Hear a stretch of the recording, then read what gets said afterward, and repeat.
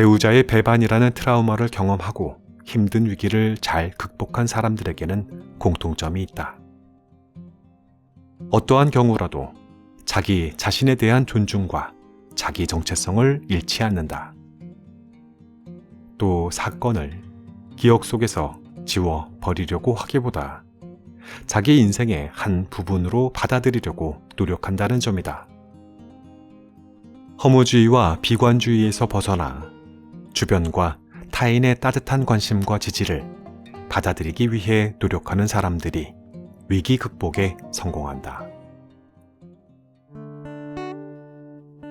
책 읽는 자작나무.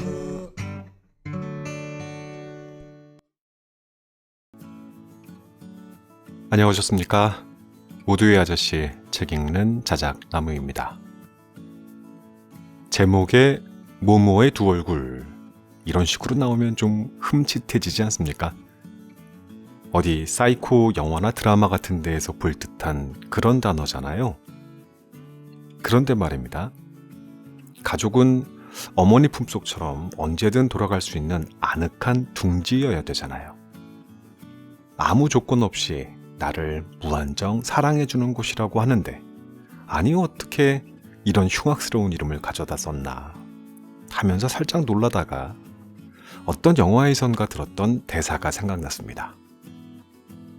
솔직히 말해서 어디 누가 안 보고 있으면 제일 먼저 내다 버리고 싶은 게 가족 아니냐고. 그 대사가 오버랩되면서 가족의 두 얼굴이라는 제목에 고개를 약간 끄덕끄덕 해줬습니다. 가장 사랑한다라고 믿으면서도 가장 많은 상처를 가족으로부터 받았던 기억, 이것도 저만 그런 거 아니죠? 세상에서 가장 가까우면서도 먼 관계, 지긋지긋하지만 그렇다고 포기할 수도 없는 관계가 바로 가족입니다. 독일에서 가족 상담에 대해서 공부하고 2002년 여름 귀국한 뒤로 대학에서 가족 심리학을 가르치면서 가족 상담 활동을 병행하고 있는 최광현 작가, 가족의 두 얼굴이라는 책 오늘 들려드립니다. 2012년에 첫 출간 이후 10년 기념 리커버로 도서출판 부키에서 재출판되었습니다. 가족 문제는 1+1이라고 프롤로그에서 작가는 말하고 있어요. 잘 들어보세요. 예를 들어서 부부관계인 경우 힘든 일이 있을수록 서로에게 책임을 넘기기 쉽답니다. 여러 가지 있잖아요. 서로 성격이 너무 다르고 우리는 애초에 잘못 만났고 저 사람은 이기적이고 욕심이 많다는 등 상대에게 비난의 화살을 퍼붓기가 십상이죠. 이것이 바로 첫 번째 원인인 하나입니다. 그러나 이것만으로는 힘든 부부와 가족 관계를 충분히 설명할 수 없다고 해요. 여기에 하나가 더해지는데 그것은 각자 배우자가 어린 시절에 경험했던 부모의 결혼 생활과 그때 받았던 상처가 두 번째 원이라는 겁니다. 그 둘이 합쳐져서 1+1이 돼서 현재 불만과 짜증, 분노로 일그러진 가족이 된 것이라고요. 이 책은 부부의 관계뿐만 아니라 부모와 자식, 형제 등등 우리가 가족이라 일컫고 있는 모든 관계에 대한 이야기를 담고 있습니다.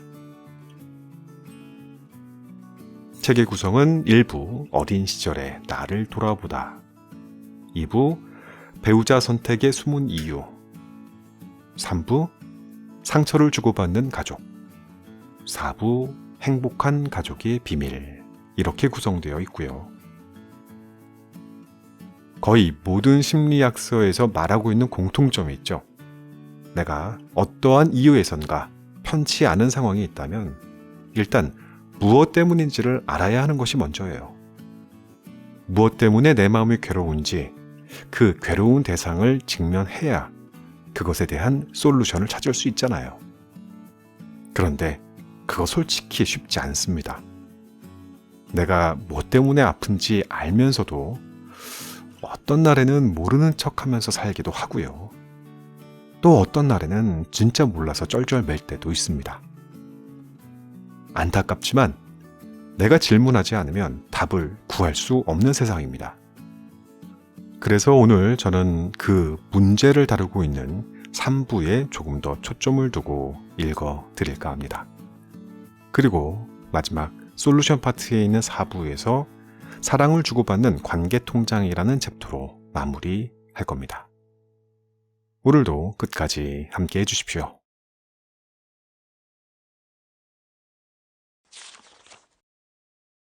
아버지 때문에 내 인생은 철저히 망가졌어요. 상담실에서 마주한 진혁 씨는 아버지에 대한 분노를 강하게 갖고 있었다. 이제 30을 넘긴 그는 30년 동안 한 번도 자기 인생을 살지 못했다고 말한다. 진혁 씨의 아버지는 자수성가한 분이다. 너무나 가난해서 공부를 하지 못했지만 뛰어난 사업 수완을 발휘하여 성공하였다. 그러나 아버지에게는 공부에 대한 한이 있었다. 행정고시에 합격하는 것이 꿈이었지만 가정 형편으로 이루지 못했다. 주변에서도 당신이 공부를 해서 고시를 보았다면 분명히 합격했을 거라는 말을 많이 했다. 아버지는 자신이 이루지 못한 꿈을 이루기 위해 자녀를 대신 내보낸다. 아내가 셋째 아들인 진혁 씨를 임신했을 때 아버지는 아이에게 왕관을 받는 태몽을 꾸었다. 아버지는 셋째를 자신이 못다한 꿈을 이루어줄 아들로 여겼다. 셋째 아들은 태어난 순간부터 행정고시 준비생으로 키워졌다. 형들에 비해 더 좋은 대접과 우대를 받으며 장차 행정고시에 합격할 귀하신 몸으로 성장했다. 그러나 이 모든 것은 그의 의지나 욕구와는 상관이 없는 것이었다. 아버지에 의해 행정고시를 준비하게 되었지만 동기가 부족한 아들은 번번이 떨어졌다.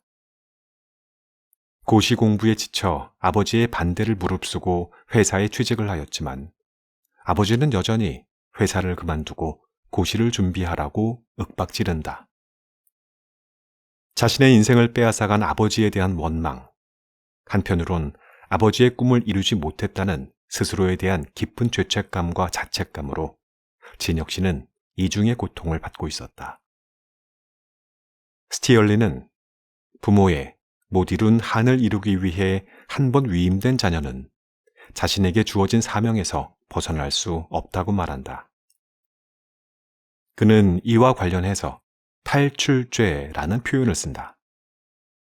이것은 자녀가 부모에게 부여받은 사명을 완수하지 못한 경우 평생을 통해 깊은 죄책감에 시달린다는 것이다. 이런 희생양과 부모 사이에는 착취관계가 존재한다. 자녀는 자기의 인생을 살고 스스로 선택할 수 있는 모든 가능성을 빼앗기고 결과적으로 착취당한 것이다. 부모에 의해 착취당한 자녀는 자신의 욕구를 제대로 돌보지 못하는 결핍 상태로 성장한다. 부모의 욕구를 성취한다고 해서 자녀가 이 결핍에서 해방되는 것은 아니다. 성취는 부모를 위한 것이지 자신의 것이 아니기 때문이다. 가족 희생양은 부모에게는 영웅이 될지 모르나 그동안 자신을 위한 삶이 존재하지 않았기에 설사 목표를 이룬 후에도 자신의 삶은 정작 무엇인지, 어떻게 하면 그에 다다를 수 있는지 제대로 파악하지도 수행하지도 못하는 상태에 처한다. 임시변통에 불과한 가족 희생양. 성실한 교사로 정평이 난 연화 씨가 상담실에 찾아올 때마다 내 슬픔을 등에 지고 가는 자라는 표현이 절로 떠오른다. 인디언들은 친구를 이렇게 표현한다고 들었다. 연화 씨는 친구가 아니라 가족의 무게를 항상 홀로 등에 업고 다녔다. 그녀는 사남매의 장녀로 태어났는데 집안에서의 역할은 장녀 그 이상이었다. 술과 도박, 친구들을 너무나 좋아해서 늘 집 밖으로만 돌고 경제적으로는 별 도움이 안 되는 아버지. 그런 남편을 뒷바라지하면서 건강을 잃은 어머니 대신 연아 씨는 가장 아닌 가장 역할을 해왔다. 지쳐있는 어머니 병 간호나 나이 어린 동생들을 돌보는 일이 모두 연아 씨의 몫이었다. 가족을 위한 희생은 교육대학을 나와 선생님이 되고 결혼을 하여 가정을 꾸린 이후에도 그치지 않았다. 연아 씨의 동생들은 뚜렷한 직장을 잡지 못하여 여전히 수입이 변변찮다. 나이가 들수록 병약해지는 어머니나 아버지의 치료비를 대고 병원을 들락거리느라 연아 씨는 아직 30대 중반의 아름다운 나이임에도 유명 브랜드 옷 한 번 사 입어본 일이 없다. 남편 눈치도 있는 대로 살피면서 친정에 무슨 일만 생기면 달려가는 생활이 결혼 이후 쭉 이어지고 있다.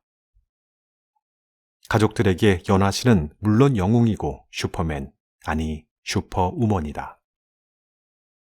4남매 중 유일하게 전문직으로 일하며 언제나 가족을 돌보느라 애쓰는 믿음직한 맏이다. 며칠 전 아버지가 전화를 하셨어요. 이젠 너도 좀 쉬어야 하지 않겠니? 라고 말씀하시는데 얼마나 펑펑 울었는지 몰라요.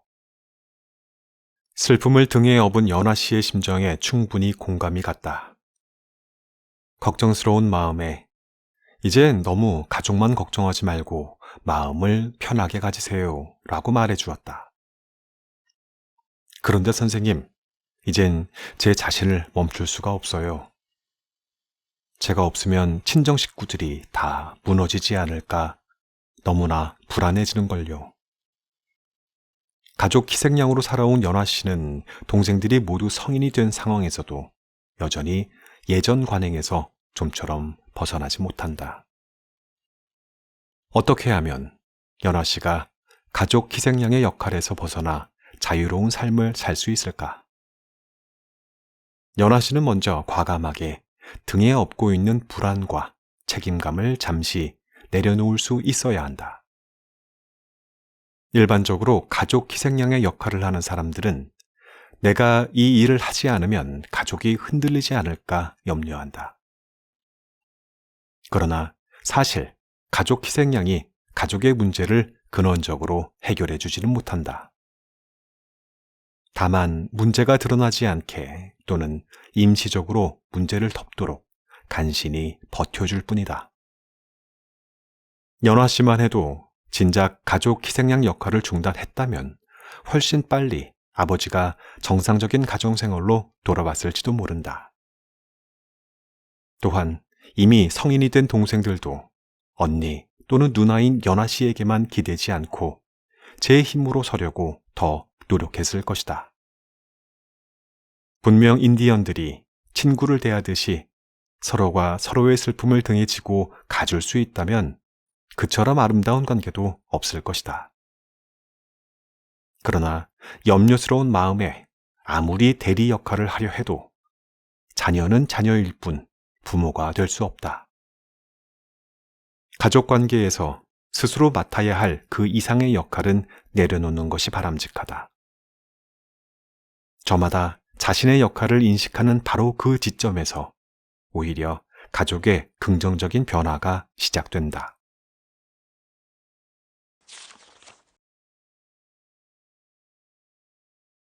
가정에 충실한 남성이 바람 피우는 이유. 남자는 보통 결혼 후 3, 4년부터 외도의 욕구를 느낀다. 아니, 사실 이는 일반화시킬 수 없는 문제이기도 하다.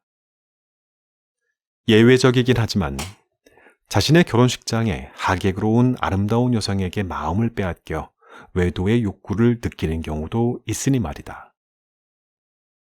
심리학에서는 이런 사람을 성중독자로 분류한다. 그러나 이런 특수한 경우를 제외하더라도 외도 욕구는 많은 남성에게서 잠재되어 있다. 성실하게 직장을 다니고 주변에서 능력을 인정받는 남자는 외도를 피해갈까? 그렇지 않다. 외도는 가정과 일에 충실하지 않은 남자의 전유물이 아니다. 오히려 그 반대일 수 있다. 치열한 경쟁과 긴장 속에서 자기 관리를 잘 하며 인정받는 남자는 생각보다 외로운 경우가 많다. 직장과 가정에서 주어진 역할을 훌륭하게 수행하느라 자신을 돌볼 기회를 잃어버렸기 때문이다. 이로 인해 자신도 모르는 사이 내면에 깊은 외로움이 쌓여간다. 또 우리나라 성인 남성들은 대학교를 졸업한 후 직장과 가정에 충실하다 보면 점점 개인적으로 친밀한 관계들이 사라진다. 친밀감의 결핍이 쌓이고 공허하고 외로운 마음이 가슴 한구석에 자리 잡는 순간 외도를 가능하게 해줄 상대가 나타나면 마음이 흔들리게 마련이다. 평소 성실했던 사람은 직장과 가정을 유지하느라 소모된 에너지를 외도를 통해 얻으려고 한다. 일탈 행동을 통해 고정되어 있던 생활 방식에서 벗어나는 것이다. 외도를 하면서 삶의 활력과 에너지를 보충하려고 한다. 남자는 바람을 피우는 상대가 결혼을 요구해도 요리조리 피하면서 아내와 이혼할 생각은 하지 않는다. 오히려 외도를 하고 집에 들어온 날 아빠로서 남편으로서 역할에 더 충실한 경우가 많다. 본능적으로 발달한 아내들의 외도 탐지 레이더를 무색하게 한다.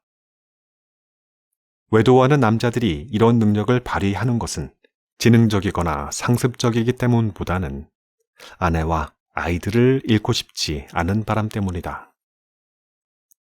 현대인 가운데는 중독에 빠진 사람들이 많다. 일, 쇼핑, 술 등 다양한 중독이 존재하는데 특히 현대인에게 자주 발견되는 중독 증상 가운데 하나가 성중독이다. 성에 대한 탐닉은 친밀감의 결여에서 생긴다. 현대인들은 더 이상 아침에 해 뜨면 농사 지으러 나가 논밭에서 수백 미터 이내의 마을 사람들을 만나는 것이 전부인 농경시대의 농부들이 아니다.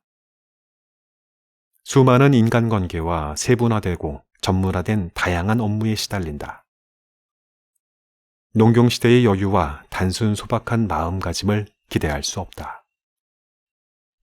핸드폰을 손에 쥐고 끊임없이 불안해하고 급하게 뛰어다녀야 하는 것이 오늘날 우리들의 모습이다. 이러한 환경에서 인간관계의 편안함과 친밀감은 자꾸만 멀어진다. 소중한 사람과의 깊은 친밀감은 우리의 삶을 풍요롭게 한다. 자신이 살아가는 데 의미를 주고 존재감을 느끼게 한다. 그러나 타인과 친밀감을 쌓기 위해서는 많은 시간과 노력이 필요하기 때문에 현대인들은 곧잘 쉬운 만남, 부담 없는 이별을 할 수 있는 만남 속에서 친밀감의 대리만족을 얻으려고 한다.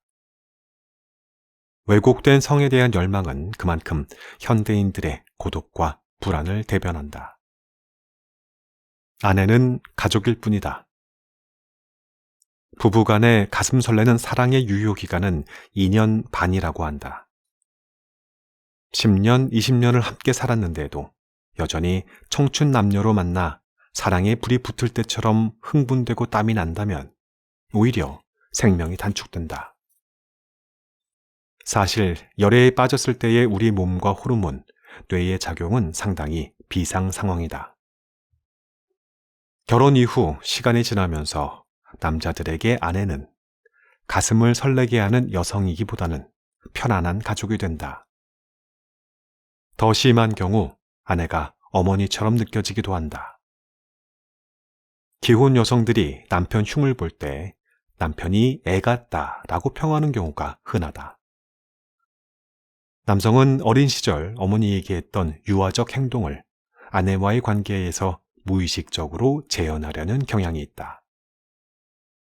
어린 시절 어머니와 지나치게 밀착되었던 아들일수록 의존하는 경향이 심한데 결혼 후에는 어머니에서 아내로 그 의존 대상을 바꿀 뿐이다.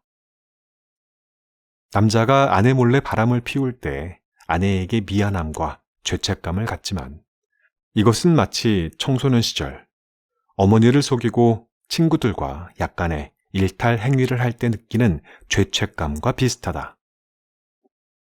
한편으로는 미안한 마음이지만 다른 한편으로는 아슬아슬한 스릴을 즐긴다.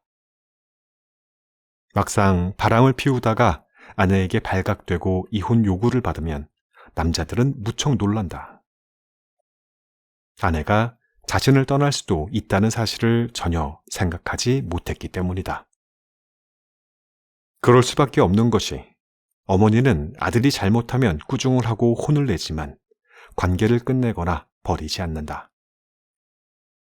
어찌 보면 남자들은 이처럼 단순하고 어머니와 아내의 구분조차 제대로 못하는 존재들일 수도 있다. 어떤 남자에게 아내는 여동생이거나 누나이다. 여동생이나 누나라는 것은 분명히 이성간이고 친밀감을 느낄 수 있지만 그 관계 사이에 성이 존재하지는 않는다. 이런 사람은 부부 생활에서 일상 패턴과 습관이 서로 익숙하고 잘 맞아서 천생연분이라고 느끼고 살아가지만 잠자리에서는 만족을 느끼지 못할 수도 있다. 이는 아내가 남자의 성적 욕구를 채워주지 못하기 때문이 아니라 남자 스스로 무의식적으로 아내를 성적 대상에서 제외시킨 결과이다. 아내는 단지 가족이다. 어떤 일이 있어도 헤어질 수 없는 사이이지만 성적인 부분에서는 예외이다. 이러한 남자들은 이미 결혼 전에 다른 여성과 성관계 경험이 있는 경우가 많다. 성적으로 미숙하던 총각 시절 호기심에 눈을 떠가며 맛보았던 스릴과 쾌감, 그리고 죄책감을 잊지 못한다. 이들에게 안정된 가족의 일부인 아내는 과거에 즐겼던 그러한 성적 욕구와 쾌감을 줄 수 있는 대상이 되지 못한다. 어떤 이유를 대더라도 남자의 외도는 결국 집안에 파랑새를 두고 행운을 준다는 파랑새를 찾아 세상을 떠도는 일일 뿐이다. 문화재에 대한 안목이 없었을 때 시골에서 조상 때부터 전해 내려온 오래된 그릇을 개 밥그릇으로 사용하곤 했는데 알고 보니 그것이 명품 분청 사기였다거나 보물급 백자 접시였다는 이야기나 마찬가지이다. 아내를 두고 외도하는 남자는 자기가 얼마나 소중한 보물을 가졌는지 모르고 살아가는 사람이다. 외도의 폭풍우는 짧을지라도 강하며 그 후유증은 자기 자신과 가족에게 강하게 남는다.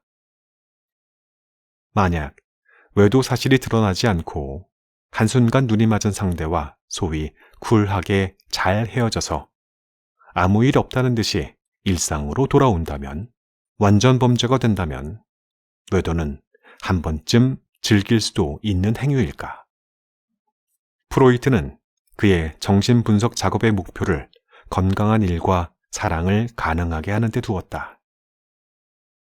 관계에서의 친밀감, 짜릿한 일탈감을 즐기기 위한 외도는 처음에는 일상의 단조로움에서 벗어나 새로운 동기와 의욕을 가져다 줄지 모르나 일탈이 반복되고 중독이 되고 그로 인한 심리적 불안이 커지면 진정한 사랑과 성공적인 일의 성취는 어려워진다.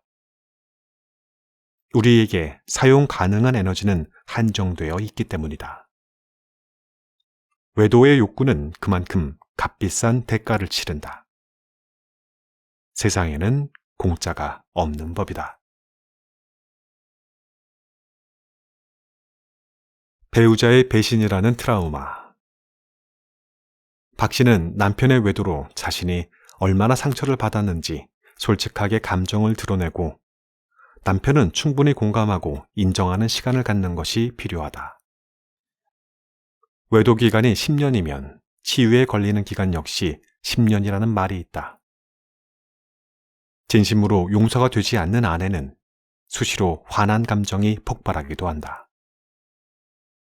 길을 걷다가 남편이 예쁜 여자를 향해 시선을 던지는 것만 봐도 상처가 다시 되살아난다. 당연히 아내는 남편의 불성실한 결혼 생활에 대해 책망의 말을 쏟아부을 것이다. 그러면 남편은 지지 않고 다 해결된 일을 갖고 계속 사람을 의심한다고 짜증을 낼 것이다. 관계 회복을 위해 노력하던 부부가 다시 원점으로 돌아가는 셈이다. 남편은 아내의 과민 반응을 지극히 자연스러운 것으로 인정해야 한다. 아내는 지금 상처가 다시 덧나서 고통스러워하기 때문이다. 아내에게 남편의 외도는 트라우마가 된다. 결혼식 때 주례 앞에서 서약한 검은 머리가 팥뿌리가 될 때까지 비가 오나 눈이 오나 늘 아내만을 바라보며 살겠다는 약속은 깨어졌다. 배우자의 외도로 인한 배신감은 상상 이상이다. 가장 소중하고 신뢰했던 남편이 더 이상 믿을 수 없는 대상이라는 사실은 자기 자신을 부정하고 모든 원인을 자기 자신이라고 생각하게 할 위험에 빠뜨리기도 한다. 외도의 트라우마를 경험한 사람은 종종 주변과 타인을 믿지 않고 허무주의와 비관주의에 빠져 자신을 더욱 고립시키는 경우도 있다. 배우자의 배반이라는 트라우마를 경험하고 힘든 위기를 잘 극복한 사람들에게는 공통점이 있다.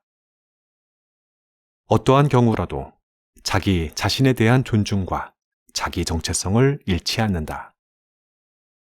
또 사건을 기억 속에서 지워 버리려고 하기보다 자기 인생의 한 부분으로 받아들이려고 노력한다는 점이다. 허무주의와 비관주의에서 벗어나 주변과 타인의 따뜻한 관심과 지지를 받아들이기 위해 노력하는 사람들이 위기 극복에 성공한다.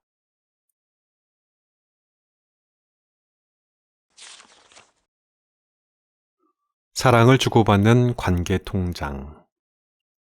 결혼 초 한 새댁이 시어머니와 남편에게 깊은 상처를 받았다. 그녀는 정확히 3년 7개월 전이라며 날짜까지 세고 있었다. 그날 사건은 이러했다. 신혼 초 손님들을 초대한 자리에서 음식이 모자라자 시어머니가 며느리를 센스 없다고 탓한 게 발단이었다. 정작 부인 입장에서 더 미운 사람은 남편이었다. 남편은 아내를 감싸주기는커녕 저 여자가 원래 좀 둔해요. 몰랐어요? 라며 시어머니를 거들었다. 이때 받은 모멸감은 시간이 지나도 잊히지 않았다. 이 일로 상처를 입은 사람은 새댁 한 사람뿐일까? 사실 그날 이후 그녀 못지않게 힘든 사람은 남편이었다. 남편은 아내로부터 어리석고 아무 생각 없는 사람으로 매일 무시당하며 살고 있다. 연애 시절 고분고분하기만 하던 아내가 왜 이렇게 변했는지 남편은 도대체 짐작도 할 수 없었다. 더더구나 아무 생각 없이 어머니를 두둔한 그 한마디 때문이라고는 짐작할 수 없었다. 부부관계에는 한 가지 원칙이 있는데 받은 것은 반드시 되돌려 주려고 한다는 것이다. 남편이 서운하게 행동하면 그 순간은 참는다. 그러나 다음 기회에 쌓인 감정을 표현할 수 있을 때 전에 받은 상처와 서운한 감정을 더 쉬워 되갚는다. 의식적으로 그래, 당신 나에게 그렇게 했지, 두고 봐 라는 복수를 다짐하는 것은 아니지만 한 번 손상당한 감정은 가슴속에 잠복해 있다가 언젠가 반드시 상대에게 되돌려주려는 성향을 갖는다. 그런데 흥미로운 사실은 상대에게 상처를 받았을 때 복수 심리가 생기는 것은 당연하지만 대개 큰 위기는 이보다는 긍정적으로 받은 것을 돌려주지 않을 때 찾아온다는 것이다. 부부 사이의 관계 통장. 보스조 르메니 나지는 결혼한 부부간에는 눈에 보이지 않는 관계 통장이 존재한다는 독특한 이론을 펼쳤다. 관계 통장에 잔고가 얼마나 있는가에 따라 두 사람의 관계는 사랑스러운 닭살 커플이 되기도 하고 아니면 원수가 따로 없는 사이로 변하기도 한다. 은행 통장과 마찬가지로 관계 통장에도 입금과 출금이 있다. 입금에 해당하는 행동은 상대에 대한 조그만 배려에서부터 깊은 사랑에 이르기까지 다양하다. 출금에는 사소한 화풀이에서부터 잔소리, 폭력, 경멸 등이 있다. 입금이 쌓일수록 통장 잔고는 넉넉해지고 출금이 잦아지면 잔고가 줄어들다가 마이너스로 변한다. 관계 통장에 잔고를 많이 쌓아두려면 무엇보다 두 사람 사이에 주고받음이 공평해야 한다. 주고받음이 공평하게 유지되면 둘 사이에는 신뢰가 쌓이고 어떤 위기에도 함께 이겨낼 수 있는 사랑이 생긴다. 이제 부부간에 어떻게 주고받음이 이루어지는지 살펴보자. 먼저 선순환 사례를 보자.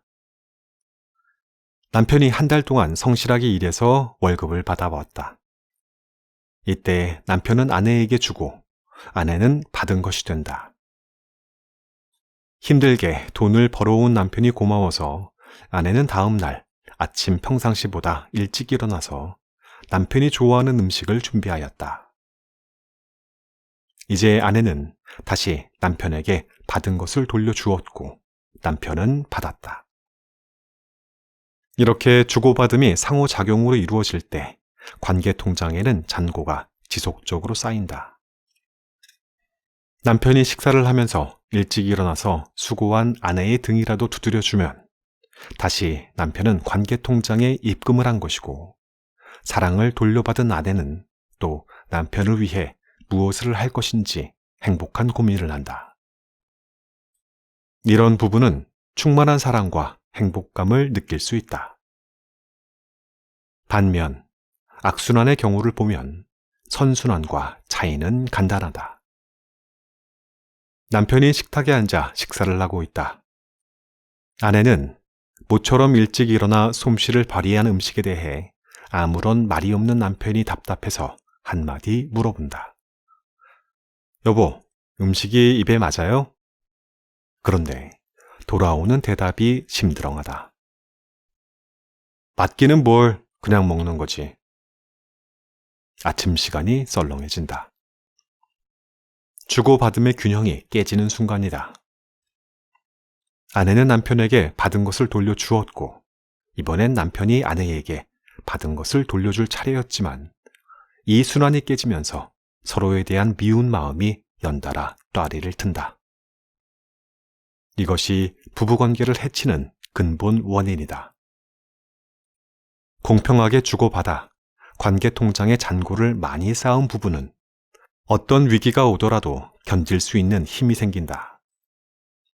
반면에 관계 통장에 잔고가 얼마 없고 마이너스 상태로 살아가는 부부는 카드 돌려막기 식으로 힘들게 버티다가 조그만 위기나 스트레스 앞에서도 모래성처럼 와르르 무너질 수 있다. 사랑이 일방통행되면 관계는 깨어진다. 대인관계, 연인관계, 부부관계에서는 주고받음이 공평하게 유지되어야 서로 만족감을 갖는다. 아무리 사랑하는 관계라 하더라도 공짜는 없다. 내가 상대에게 주는 만큼 받는 것도 있어야 그 관계가 유지되고 사랑과 신뢰를 쌓아갈 수 있다. 겉으로 봤을 때에는 부부의 주고받음이 공평하게 들어맞지 않는 것처럼 보이지만 관계 통장을 잘 유지하는 부부가 있다. 부부가 함께 맞벌이를 하는데 전문직인 아내 쪽이 수입이 더 낮다. 저녁 때 집에 불이 나가면 아내는 먼저 달려나가 거푸집을 확인하고 수리를 한다. 이때 남편은 고칠 생각을 하지 않고 아이들과 신나게 숨바꼭질 놀이를 한다. 이런 부부를 보면 남편이 아내보다 역할이 적어 공평함이 깨진 것처럼 보인다. 그러나 남편은 아내가 아이들에게 해주지 못하는 부분을 채워준다. 아내보다 아이들과 잘 놀아주고 가끔씩 아내가 좋아할 만한 근사한 식당에 데리고 가서 한껏 분위기를 잡고 식사를 한다. 아내가 주고받음 속에서 손해본다고 느끼는 점이 반드시 그에 상응하는 대가로 채워져야 하는 것은 아니다. 이것은 남편의 작은 배려와 관심을 통해서도 만회될 수 있다. 그러나 어느 한쪽이 오랫동안 주기만 하고 받는 것이 없다고 느끼면 이용당한다는 기분이 들고 상대방의 노예가 된 듯한 느낌, 텅 비고 고갈된 느낌이 쌓여 불만이 쌓인다. 반대로 받기만 하고 주는 것이 없다는 생각을 하는 순간부터 그 사람은 죄책감과 빚진 기분에 시달린다. 둘 사이에 주고받음의 공평함이 깨지면 한쪽은 억울하다고 느끼고 다른 한쪽은 빚진 기분이 된다. 대학에서 만난 두 남녀는 서로를 사랑하게 되었다. 시골에서 올라와 자취생활을 하고 있는 남자는 가정 형편이 넉넉하지 않았다. 여자는 아르바이트를 해서 번 돈을 남자에게 주기도 하고 시간이 날 때마다 남자의 자취방에 가서 빨래와 청소를 해주면서 사랑하는 남자에게 많은 것을 아낌없이 베풀었다. 대학을 졸업한 뒤에도 여자가 먼저 취직이 되었다. 남자는 취업이 되지 않자 대학원에 진학하여 사회 진출을 위한 숨고르기를 하였다. 여자는 남자가 대학원에 다니는 동안 학비를 대고 헌신적으로 지원하였다. 드디어 오랜 기다림이 끝나고 남자가 대학원을 졸업하고 회사에 취업을 하였다. 여자는 이제 고생스러운 시간이 끝나고 결혼해서 행복한 가정을 꾸릴 수 있게 되었다며 기뻐했다. 그러나 얼마 후 여자는 남자로부터 그만 헤어지자는 충격적인 통보를 받았다. 남자의 말을 도저히 받아들일 수 없어 몇 번이나 그 말을 되뇌었다.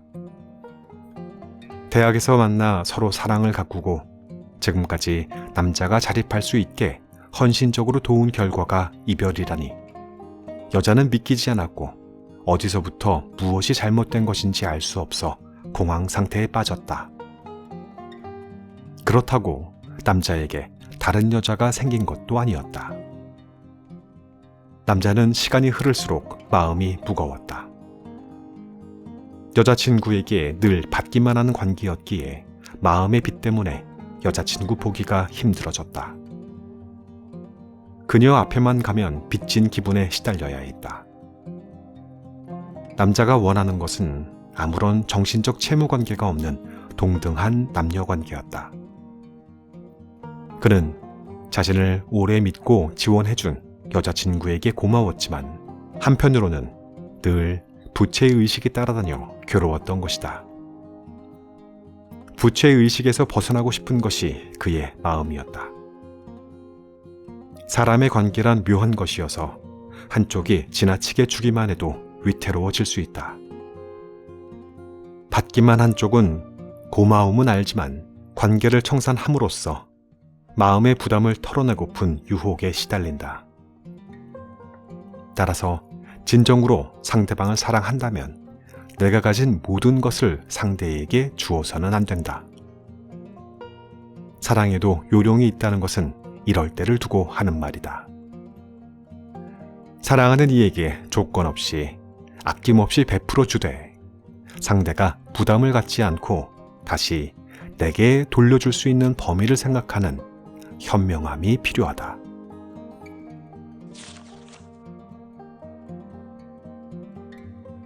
이 책의 낭독은 여기까지 하겠습니다. 책의 내용을 발췌하고 선별하여서 낭독을 마치고 나니까 이건 오로지 여성만 노력해야 된다라는 식의 글만 뽑혀져서 읽게 된 느낌이 드는군요.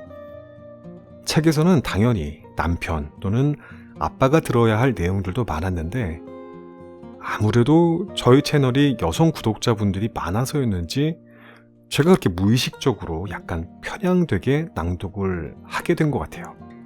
이 점에 대해서 오해가 없으셨으면 좋겠습니다. 자, 저는 그럼 다음 책으로 곧 돌아오겠습니다.